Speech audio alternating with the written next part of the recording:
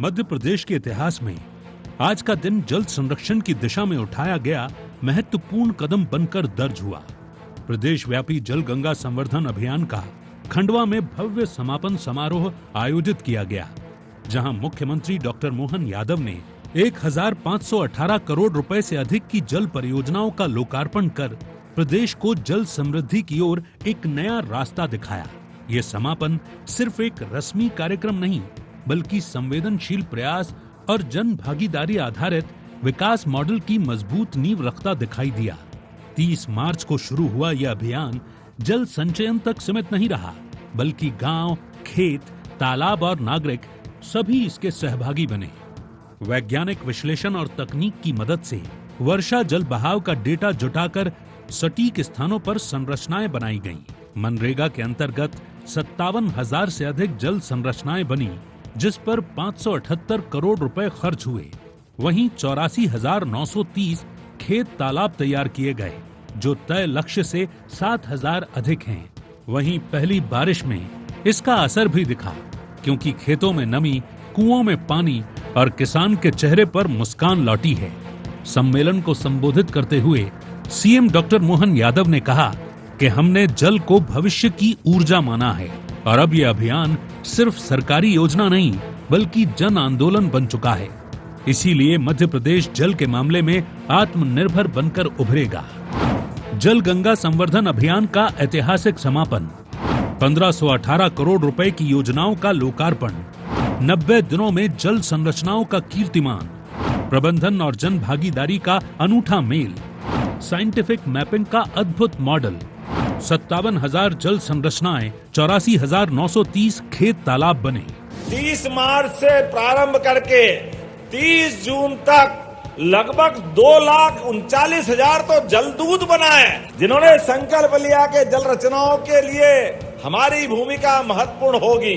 और क्या गांव-गांव के अंदर अभियान बना है। लगभग 300 से ज्यादा नदियां अपने प्रदेश से निकलती है। एक एक करके ये सारा गौरवशाली अतीत आज फिर जीवित हो रहा है।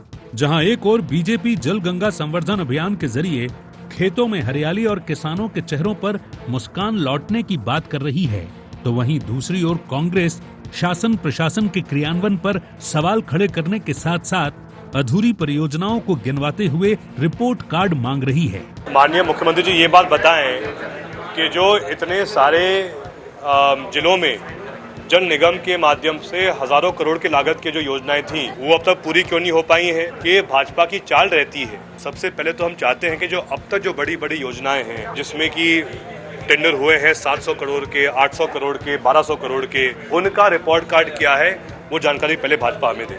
डॉक्टर मोहन सरकार का 3 महीने लंबा चला जल गंगा संवर्धन अभियान अब एक स्थायी समाधान की तरफ बढ़ता दिख रहा है। ये सिर्फ मिट्टी में बनी संरचनाएं नहीं, बल्कि जनमानस में बनी जागरूकता है। अब साफ हो गया है कि मध्य प्रदेश का ये मॉडल आने वाले सालों में राष्ट्रीय जल रणनीति की दिशा तय करेगा। मुख्यमंत्री डॉक्टर मोहन यादव की नेतृत्व क्षमता, प्रशासन की तत्परता और जनता की सहभागिता, इन तीनों के समन्वय से आज प्रदेश की जल तस्वीर बदलती दिख रही है। यह अभियान जल संरक्षण के उदाहरण के साथ साथ एक सफल शासन प्रबंधन और जन जागरूकता का आदर्श बन चुका है। ऐसे में देखने वाली बात ये होगी कि डॉक्टर मोहन सरकार की योजनाओं का धरातल पर उतरना जनता के मानस में कितना गहरा उतरता है। Bureau report, IND 24।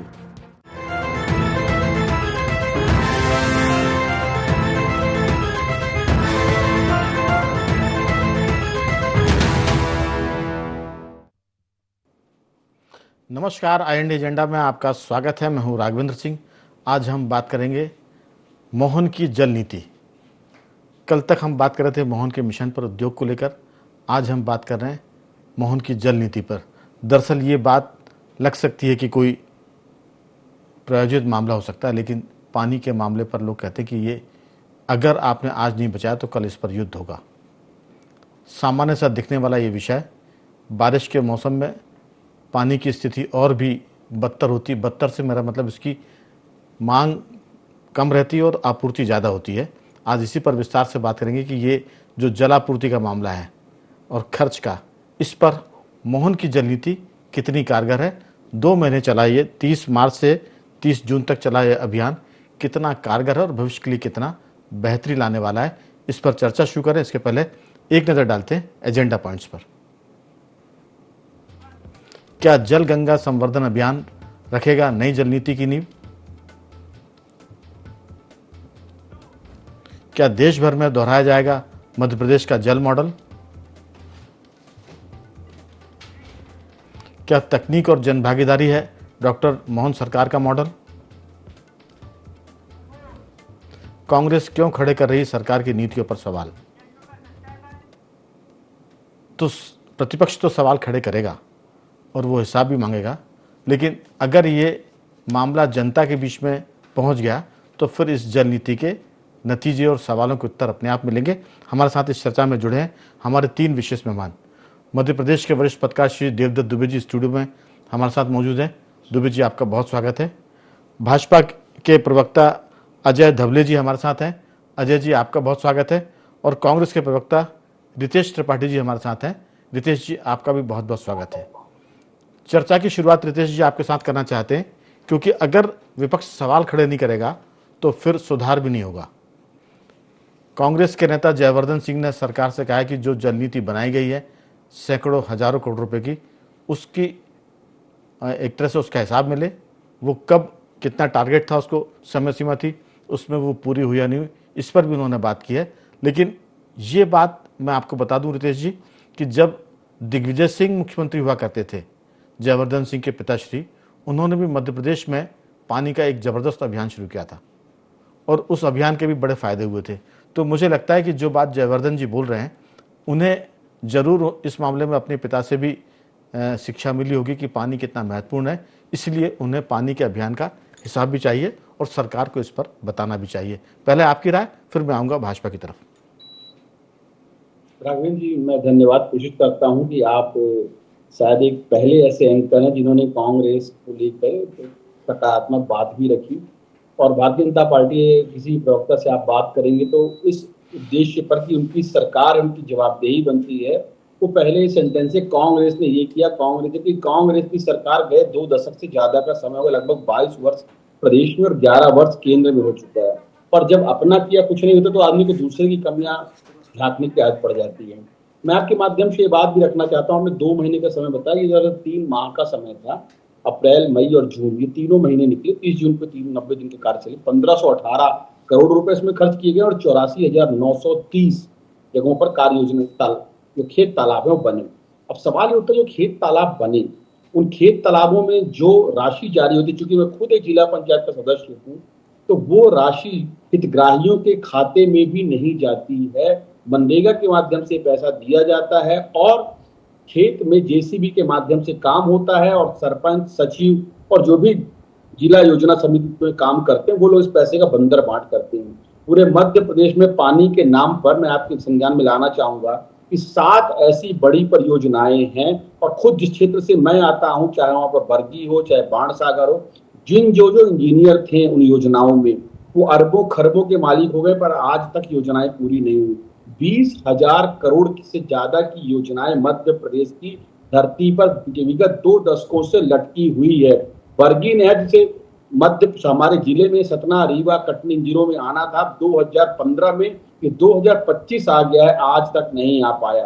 अभी अजय धौले जी आपके सामने कुछ फर्जी आंकड़े प्रस्तुत करेंगे, तो मैं पहले से कहना चाहता हूं कि इनकी जो फाइलें हैं उनमें गांव के आंकड़े गुलाबी हैं, मगर ये जो भी बातें हैं सारी झूठी हैं और ये जो आंकड़े हैं वो सारे किताबी हैं। इस बात का इनको ज्ञान होना चाहिए। जिस तरह से दुर्गति मध्य प्रदेश की धरती पर नल जल मिशन पर हुई और जिस तरह से 7 आईएएस की टीम ने इनकी सरकार पर सवालिया निशान खड़े किए, वो इस बात को प्रमाणित करता है किस तरह से इन्होंने मध्य प्रदेश की जनता की गाढ़ी कमाई के पैसों को पानी में बहाया है। सड़कें खोद दी गई, रिस्टोरेशन के नाम पर खाना पूर्ति हुई और मेरे जिले में 8 से ज्यादा मौतें ये नल जल मिशन जो आया था उसमें हो चुकी है। गांव-गांव में आप जाइए तो पूरी रोडें खुदी पड़ी हैं और रिस्टोरेशन के नाम पर पूरी रोडें खोद दी गई, कोई भी काम नहीं हुआ, टंकियों में पानी नहीं है और जो ले दे के पानी की व्यवस्था थी, जो बोरिंग किसान करवा सकता था, बोरिंग में भी रोक लगा दी गई है। तो कुल मिला के इन्होंने पानी के नाम पर बिना किसी कार्य योजना के नाम पर दशकों से पूरे मध्य प्रदेश को खोखला करने का काम कर रहे हैं। और ये जो संवर्धन योजना थी, इसके नाम पर मैंने खुद अपनी आंखों से देखा कि जैसा भ्रष्टाचार हुआ है वैसा कहीं संभव नहीं। मैंने खुद, इनके एक विधायक हैं, उन पर सवाल निशान खड़े किए कि 2 करोड़ का फंड इन्होंने निकाल लिया और कोई भी योजना धरातल पर कार्रवाई नहीं। और अंतिम सवाल, जिस पानी को बड़ी बड़ी चट्टानें, बड़े बड़े पहाड़ नहीं रोक पा रहे हैं, उस पानी को मिट्टी से रोकने की बात करते हैं। ये दबाव बनता है, डैम इनके जो भी बनते हैं सारे लीक हो जाते हैं, पुल जो बनते हैं वो टूट जाते हैं। तो अपनी जो हमारे कहावत है कि कनमा को कोसो राहिस तक कनमा के सास, तो जो काने आदमी होते हैं उनकी कुछ सास ही बड़ाई करती है। तो इनके मुख्यमंत्री की बड़ाई सिर्फ भाजपा के कार्यकर्ता और प्रवक्ता कर सकते हैं, जो गूंगे ढोल बजाने का काम करते हैं। आप गांव में जाकर देखिए, किसान खून के आंसू रो रहा है। जो पानी की पारंपरिक व्यवस्था थी वो भी इनके राजकाज में बंद हो गई। रितेश जी, आपने बहुत अच्छी बातें की है और एक प्रतिपक्ष के नाते आपने ठीक कहा, लेकिन मैं चर्चा की शुरुआत में आग्रह करना भूल गया।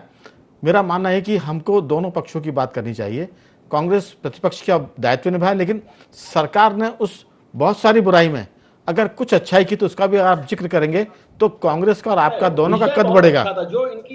मैं आऊंगा, लौटूंगा अगले दौर की बातचीत में, आपको समय मिलेगा। मेरा कहना है कि राजनीति में सिर्फ विरोध से काम नहीं चलना चाहिए। विरोध के साथ अगर सच में कुछ हो रहा है तो उसकी भी प्रशंसा और आलोचना आप भरपूर करिए, कोई दिक्कत नहीं है। लेकिन अगर आप दोनों बातें करेंगे तो जनता में, आपका सुनने वालों में, आपका और आपकी पार्टी का कद बढ़ेगा। ये मेरी बिन मांगी सलाह है, आप चाहें तो स्वीकार करें।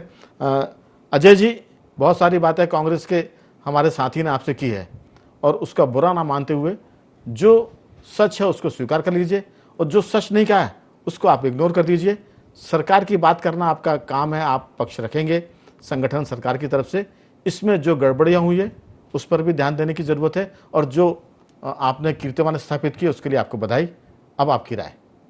जी राघवेंद्र जी, पहली बात तो बहुत धन्यवाद देना चाहता हूं कि आपने इस पूरे विषय को रखने का पहला अवसर मेरे प्रवक्ता साथी, कांग्रेस के प्रवक्ता साथी रितेश जी को दिया। देखिए, जब आप सरकार चलाते तो लोकतंत्र आपको बहुत बड़ी सीख देता है कि लोकतंत्र में आलोचना बहुत आवश्यक होती है और प्रतिपक्ष जब आपकी आलोचना करता है तो निश्चित रूप से आप अपनी योजनाओं का क्रियान्वयन बहुत अच्छी तरीके से कर सकते हैं, आप उससे सीख सकते हैं। मध्य प्रदेश में भारतीय जनता पार्टी की सरकार आती है वर्ष 2003 में। मध्य प्रदेश में कुल सिंचाई होती थी 7 लाख हेक्टेयर और ऐसे अनेक क्षेत्र थे मध्य प्रदेश के संभागों की, 10 संभागों की यदि हम बात करें तो ऐसे अनेक क्षेत्र थे जहां पे मुश्किल से एक फसल भी ली जाती थी। आज मध्य प्रदेश में बहुत गर्व के साथ में कह सकते हैं विगत 21 वर्षों से हमारी सरकार है, 60 लाख हेक्टेयर घोषित रूप से सिंचाई है। सदन के पटल पर यह हमारी सरकार ने आंकड़ा रखा है और कांग्रेस के जो हमारे आपने बाइट सुनाया, हमारे विधायक, वरिष्ठ विधायक जयवर्धन जी, वो दूसरी तीसरी बार के विधायक, वो जानते हैं कि निश्चित तौर पर सरकार अपने कामों का जो पूरा का पूरा, जिसको हम कहते हैं ये व्हाइट पेपर की मांग करते हैं, लेकिन हम अपने कामों का कच्चा चिट्ठा सदन के पटल पर रखते हैं और उसी पर प्रश्न उत्तर होती है। विषय आ जाता है मध्य प्रदेश में जो वर्तमान में जल गंगा संवर्धन अभियान चल रहा है। किसी अभियान की सफलता हम तभी नाप सकते हैं राघवेंद्र जी यदि उस अभियान के साथ में मध्य प्रदेश की जनता कितनी जुड़ी है। जल गंगा संवर्धन अभियान ये तो फौरी तौर पे शासकीय अभियान था। माननीय मुख्यमंत्री डॉक्टर मोहन यादव जी की बड़ी मंशा थी कि मध्य प्रदेश के जल संरचनाओं के विकास के लिए एक ऐसी जन सहयोग का एक आंदोलन खड़ा किया जाए और 30 मार्च को उन्होंने ये कॉल दिया और 30 मार्च से लेकर 30 जून तक के लगभग 90 दिनों के इस पूरे अभियान में 18 लाख जन भागीदारी, जिसको कहते हैं मैन आवर्स, में जिन लोगों ने अपना टाइम स्पेंड किया, जिन लोगों ने जल संरचनाओं के विकास में अपनी महत्वपूर्ण भूमिका निभाई। आज हम इसलिए भी गर्व से कह सकते हैं कि लगभग 3600 करोड़ रुपए की परियोजनाओं का क्रियान्वयन इस पूरे अभियान के दौरान हुआ है और मध्य प्रदेश में 1 लाख किसानों को प्रत्यक्ष रूप से, ये आंकड़ा हम इसको कैटेगोरिकली इसलिए भी लेने की आवश्यकता है कि वो ये मध्य प्रदेश है जहां कभी बिजली, सड़क, पानी जो प्रमुख आवश्यकताएं थी वो भी नाकाफी थी, लेकिन हमने बिजली, सड़क, पानी से भी आगे जाते हुए जल संचय एक ऐसा महत्वपूर्ण विषय बनाया, जन सहयोग का, जन संवाद का विषय बनाया, जन सहयोग के माध्यम से इसकी योजनाएं खड़ी की और आदरणीय प्रधानमंत्री जी ने नारा दिया है कैच द रेन। जितना अधिक जल हम संचय करेंगे हमारी आने वाली पीढ़ियों के लिए जल समृद्ध भविष्य की नींव रखेंगे। कांग्रेस आलोचनात्मक रूप से आलोचना कर सकती है, लेकिन यदि मध्य प्रदेश के 2003 वाला मध्य प्रदेश आप उठाकर देख लीजिए और आज हम 2025 में जब खड़े हैं तो निश्चित रूप से आप पाएंगे बिजली के मामले में हम सरप्लस है, सड़कों के मामले में आज हमारे जो सीमावर्ती राज्य उनसे हमने बहुत अधिक अच्छा किया। हम बिजली की बात हो गई, सड़क की बात होगी, पानी की यदि बात करते हैं तो आप देखेंगे मध्य प्रदेश का किसान खुशहाली के साथ में पानी की भी खेती करना जानता है। विषय इसलिए भी महत्वपूर्ण हो जाता है कि क्या मध्य प्रदेश का विपक्ष सिर्फ आलोचना ही करेगा, क्या मध्य प्रदेश का विपक्ष कभी सशक्त विपक्ष के नाते अपनी सहयोगात्मक भूमिका निभाएगा, क्या सरकार को अच्छे सुझाव देगा। इन बातों से आगे आके यदि विपक्ष भूमिका निभाता है तो निश्चित तौर पे सरकार के तौर पे हम उनका समर्थन करेंगे। लेकिन आज मध्य प्रदेश की जनता भारतीय जनता पार्टी के जन आंदोलन में सहभागी है, इस जन आंदोलन के साथ में खड़ी है। और जैसा कि आदरणीय प्रधानमंत्री जी का नारा है कैच द रेन, उसी प्रकार से जल संचय और पानी की खेती, ये माननीय मुख्यमंत्री जी ने कहा, उन्होंने कहा कि पर ड्रॉप मोर क्रॉप। तो मध्य प्रदेश के किसान अधिक से अधिक अपनी जल समृद्ध खेती के माध्यम से अधिक उत्पादन ले सके, समृद्धशाली मध्य प्रदेश बनने में हमारे किसान भाई कंट्रीब्यूट कर सके, हमारी मंशा है। आपने ठीक कहा। दरअसल 2003 के पहले अवर्षा की स्थिति भी होती थी और कई बार जो जल प्रबंधन था वो भी कमजोर था। इसीलिए दिग्विजय सिंह जी ने अपने कार्यकाल के आखिरी सालों में पानी का अभियान चलाया था, जिसका मैंने चर्चा की शुरुआत में जिक्र किया। और दूसरी बात यह कि मैंने ये भी जिक्र किया था कि अटल बिहारी वाजपेयी जी ने अपने प्रधानमंत्री काल में कहा था कि अगला तीसरा विश्व युद्ध पानी को लेकर होगा। तो ये जो मोहन यादव जी का अभियान है या केंद्र सरकार की जो इसमें युति है राज्य और केंद्र की, ये निश्चित रूप से हमारे आने वाले कल को बेहतर करेगी और नई पीढ़ी के लिए हम पानी बचाने का अभियान देकर जाएंगे तो शायद दुनिया कुछ दिन और चल पाए। देवदत्त जी, सारा मामला इस बात का है कि हम अपनी अगली पीढ़ी को कैसी दुनिया देकर जाने वाले हैं। ये विषय जो है जल नीति, कई बार लगता है कि जनसंपर्क का विषय हो सकता है, सरकार का विषय हो सकता है, विज्ञापन का विषय हो सकता है और हम कहते हैं कि इसको शायद प्रायोजित किया ऐसा विषय भी हो सकता है। लेकिन IND 24 मानता है कि ये जो जल नीति या पानी का अभियान है ये हमारे भविष्य का अभियान है। हम इस पर कई बार चर्चा कर चुके हैं कि अगर पानी को बचाना नहीं सीख पाए तो फिर अगली पीढ़ी प्यासी भी मरेगी और ये संसार भी, पृथ्वी नष्ट होगी। एक अंतिम बात मैं इसमें जोड़ूंगा, मैंने कई बार उसका भी जिक्र किया कि जब मैं छोटा था मेरी दादी पानी का इस्तेमाल करने के मामले में बहुत कंजूसी बरतती थी। एक उदाहरण ये कि जब वो पानी पीती थी तो गिलास में उतनी पानी भरती थी जितने घूंट उनको पीना होता था, और ऐसा नहीं कि पूरा गिलास भरा और आधा गिलास पानी पिया और बाकी का फेंक दिया। ये मैं आपसे बात कर रहा हूँ 40 साल पुरानी, 45 साल पुरानी। तब हमारे बुजुर्गों को इतना ध्यान था कि पानी को कितना बचाना चाहिए। आज की पीढ़ी में अगर हम बात कर रहे हैं तो ये बहुत ज़रूरी भी है और इस पर आपकी राय। सरकार से पानी का हिसाब भी चाहिए और सरकार के काम पर सरकार को बधाई भी देनी चाहिए। आपकी राय? बिल्कुल राघवन जी, इतना महत्वपूर्ण विषय है कि जल ही जीवन है, इस बात को, मूल बात को ही लोग स्वीकार लें कि कितना जरूरी है जीवन में, क्योंकि बिन पानी सब सून है, जैसा ऐसा ही है पूरा जीवन। और हम अपने आने वाली पीढ़ी को यदि संपत्ति ना दे पाएं और जमीन जायदाद जो भी लोग इकट्ठा करते हैं, लेकिन पानी यदि ना दे पाए तो फिर मुझे लगता है कि सब बेकार। क्योंकि कई बार हम देख चुके कोरोना काल में लोग अटैची लिए घूमते थे लेकिन उनको पलंग बेड नहीं मिलते थे। यदि स्वास्थ्य है, पानी है, ईश्वर ने भी वो चीज़ें आपको निःशुल्क दी हैं, ऑक्सीजन, पानी, जो आपके लिए बेहद जरूरी है, मतलब जिसके जीवन, तो उसका हमने धीरे धीरे जैसे हम बढ़ते गए, विकास के नाम पर दुरुपयोग बहुत हुआ। पहले एक लोटे में लोग गांव में फ्रेश होके आ जाते थे, अब वो फ्लैश चलता है, नहाने के लिए सावर चलता है। तो जो एक तरफ बचाने का पानी और दूसरी तरफ पानी रोकने का, दोनों अभियान एक साथ होना चाहिए। और ये किसी एक सरकार का काम है ही नहीं, ये तो एक जन जन का काम है। कितने व्यक्तिगत स्तर पर कितने NGO या संगठन जैसे राजन सिंह, आज भी खरे तालाब है जो उन्होंने किताब लिखी है, इतनी चीज़ें इस पर व्यक्तिगत रूप से करनी चाहिए। ये प्रत्येक आदमी का कर्तव्य है, प्रत्येक बच्चे से लेकर बूढ़े तक का, कि पानी को रोकने का काम करे, उसका दुरुपयोग रोके। और जो भी एक लाइन का अभियान चलाता है, फिर सरकार तो बहुत बड़ा अभियान चलाए हुए, इससे जागरूकता बनती है। कई बार जब शुरू होता है तब उसकी आलोचना होती है, समर्थन होता है, लेकिन अंततः यदि इस अभियान से इस 8 करोड़ की जनता में से मध्य प्रदेश में 1 लाख लोग भी यदि जागरूक हो गए, उनको कानों में ये पड़ा कि ये क्या सफाई कर रहे हैं, कैसे नारे लगा रहे हैं, यदि वो पानी बचाने लगे तो इसका आने वाली पीढ़ी के लिए हम यही संग्रहित करके दे रहे हैं, जीवन उनको बचा के दे रहे हैं। नहीं तो जो विश्व युद्ध की बातें हो रही हैं और हम देख भी रहे हैं कितना संकट है पानी का। तो मुझे लगता है कि ये बहुत अभियान ऐसा है जो निरंतर चलना चाहिए, ये समापन की विषय नहीं है। ये रितेश जी, ये समापन का विषय नहीं है कि 3 महीने के बाद समापन हो जाए। निरंतर पानी के बचत की जरूरत है। पहले दौर की बातचीत में सरकारी महकमे पर हम बातचीत नहीं कर पाए थे, आप चाहें तो उसका भी उल्लेख करें। और अजय धबले जी भी इस चर्चा को पूरी करने के पहले जब वो छोड़ कर जाएं तो उनसे भी उम्मीद करेंगे कि वो भी इस पर बात करें। सरकारी जो भवन है उनमें पानी बचाने की जो व्यवस्था है वो सरकार ने आंकड़ों पर तो दी है, ना तो वो सरकारी भवनों में पूरी तरह दिखाई पड़ती है। जिसे वाटर हार्वेस्टिंग की हम बात करते हैं, ना जो प्राइवेट कॉलोनाइजर हैं वो पानी बचाने के लिए कॉलोनी में व्यवस्था करते हैं, और जो पुराने मकान हैं उनमें भी पानी बचाने के अभियान की व्यवस्था नहीं, जबकि नगर निगम नगर पालिकाओं में बाकायदा इसके नियम बने हुए हैं। आपकी राय, सरकार से सवाल जरूर करें, लेकिन कभी थोड़ा बहुत कोई इस पूरे जिसे कह सकते हैं ना भ्रष्टाचार, बेईमानी, झूठ के घटाटोप में अगर सरकारें या सत्ताधारी दल अच्छा काम करते हैं तो उस अंधेरे में जुगनू की तरह उसकी प्रशंसा भी जरूर होनी चाहिए। जैसे हम आपकी प्रशंसा करते हैं कि आपने मुद्दे को बहुत अच्छे ढंग से उठाया और कांग्रेस का अच्छा पक्ष रखा। नितेश जी। देखिए, एक अच्छी बात जो उन्होंने कही अजय धौले जी ने, वो अच्छी बात तो एक बहुत ही अच्छे प्रवक्ता ही, ये बात मुझे भी मालूम है जी, और उन्होंने बातों को बहुत ही गंभीरता से, अच्छी बात ये थी कि उन्होंने पहले ही लाइन पे अपनी सरकार को बचाने और कांग्रेस को कोसना नहीं चालू किया। पर अब चूंकि अजय जी अच्छे लोग हैं तो उनसे बात भी अच्छी करनी पड़ेगी। अब मेरा सवाल ये है कि 2003 की उन्होंने बात उठाई, तो 2003 में आज जिस अजय धौले को हम देख रहे हैं, क्या ये उतने ही परिपक्व, इतने मैच्योर थे? तब इनमें भी कमी। जब हमारा देश आजाद हुआ तो हमारा बजट 100-200 करोड़ का था, आज ये बजट 4-5 लाख करोड़ का मध्य प्रदेश का जा रहा है। ये अलग बात है, कर्जा भी उतना ही जा रहा है, पर चीजें क्रमबद्ध तरीके से बेहतर होती जाती हैं। तो 2003 आज जो लड़का पैदा हुआ था, आज उसके बच्चे पैदा हो गए हैं। तो ये जो तुलना है 2025 और 2003 की, संभव नहीं है। लेकिन कांग्रेस से अब इनका, आपने कहा अच्छी बात क्या है, अच्छी बात जो इनकी टैग लाइन है कि जल संवर्धन मिशन या गंगा संवर्धन मिशन, ये बहुत ही अच्छी टैग लाइन है।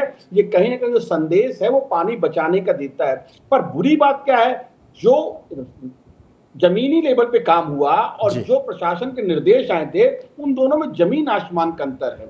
जैसे आपने बात कही, क्या स्कूलों में बच्चों को जो वर्क दिया जाता है, जो भी कहा जाए उनको एक वर्कशॉप में रहता, तो क्या उनको आप एक एक टारगेट नहीं देना चाहिए कि आप एक एक पेड़ लगाइए? ऐसा कोई भी जो सरकारी कार्यालय को इतना पानी का स्टोर होना चाहिए, हर गांव में इतना स्टोरेज दिखना चाहिए। ये सारी बातें थोड़े दिन, अगर इतना ही काम हो रहा है तो हर साल सरकार अरबों खर्च करती है, तो एक महीने की गर्मी में ही चारों तरफ सूखा क्यों पड़ जाता है? अजय जी, आपके माध्यम से मैं पूछना चाहता हूं, तो कहीं ना कहीं काम में कमी है, हम सवाल उठाते हैं, इसलिए आप सुधार मत करिए। जमीनी लेवल पे वो काम दिखता, जैसे गर्मी पड़ती है, आपकी 2 महीने की गर्मी छोड़िए, 10 दिन में पानी की हाहाकार मच जाती है। बड़े बड़े शहरों में टैंकर के लिए पानी के मर्डर होने लग जाते हैं, पानी माफिया सक्रिय हो जाते हैं। ये क्यों होता है? मध्य प्रदेश समय की कमी है, चुनाव जीतते हैं वो अलग बात है, पर मध्य प्रदेश में पानी के संकट में अभी तक कोई स्थायी समाधान नहीं आ पाया है।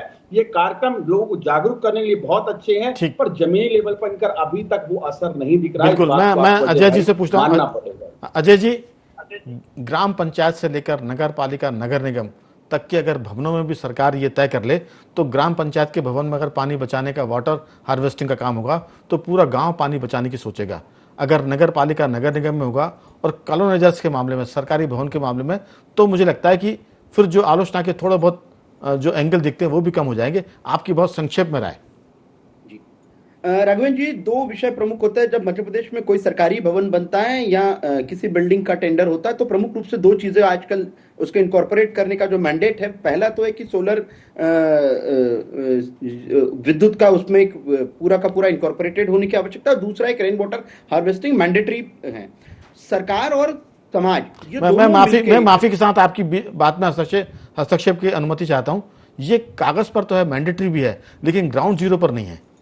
ग्राउंड जी पर बहुत कम है। इससे भी आगे जाऊंगा राघवेंद्र जी, पानी की खेती या जल संचय, ये सरकारों के साथ साथ समाज में भी इसकी सहभागिता आप देखेंगे। एन नंबर ऑफ ड्राइव, ये जिस प्रकार से जल गंगा संवर्धन अभियान के तहत जन जागरूकता का एक बृहद स्तर पे अभियान भी चला गया, जितना सरकारें काम कर रही है, समाज से भी उतनी अपेक्षा कर रही है। ये राजनीति से परे का विषय है, क्योंकि आपका, हमारा, सभी का भविष्य ये पानी के ऊपर डिपेंड करता है। और जैसा कि जगदत्त जी ने भी बहुत अच्छे से कोट किया कि तीसरा यदि विश्व युद्ध होगा, ये आजकल इसमें सारा का सारा समूचा विश्व इस बात पर चर्चा कर रहा है कि जल संचय नहीं करेंगे तो समृद्धशाली भविष्य हम अपने आने वाली पीढ़ियों को कैसे दे पाएंगे। हमारी भी चिंता है, कांग्रेस की भी चिंता रहेगी। बिल्कुल, सरकारों के इंटेंट पे प्रश्न नहीं है। इंटेंट है कि यदि कोई सरकार कर रही है तो मुझे लगता है उसे प्रोत्साहित करना चाहिए। जन आंदोलन कैसा बने, कांग्रेस, भाजपा, अन्य राजनीतिक दल कैसे इस प्रकार से एक जन आंदोलन बनाए। बिल्कुल, आज आप देखिए अजय जी, सबको मिलकर काम करने की जरूरत है। बिल्कुल, सत्ता भी और प्रतिपक्ष भी और समाज भी, तब ये काम चलेगा और नियम का कठोरता से पालन हो। मुझे लगता है कि 8:24 हो चुका है, समय सीमा हमारी हमको इजाजत नहीं दे पाएगी। मैं अंतिम टिप्पणी देवदत्त जी से मुझे लेनी है, लेकिन इतना जरूर है कि अगर सरकार पालन करेगी तो फिर लोगों के लिए प्रेरणा बनेगी। निश्चित तौर पे। अगर सरकार के भवनों में सरकार के अधिकारी, सरकार के मंत्रियों के अपने निजी आवास में अगर पानी की बचत का अभियान चलेगा तो फिर गांव का आदमी, कस्बे का आदमी उसको देखकर प्रेरणा लेगा। क्योंकि देवदत्त जी जो हमसे बड़े होते हैं हम उनको कॉपी करते हैं, जो हमारे हीरो हम उनको, जो विधायक है, जो मंत्री है, जो सांसद है, अगर उनके लिए भी ये अनिवार्य हो गया, कागज पर तो है, आपकी टिप्पणी ग्राउंड जीरो पर कितना है? बिल्कुल व्यवहारिक जीवन में होना चाहिए, बड़े लोगों के होने चाहिए। जैसे ऊपर से नीचे को बहती है गंगा।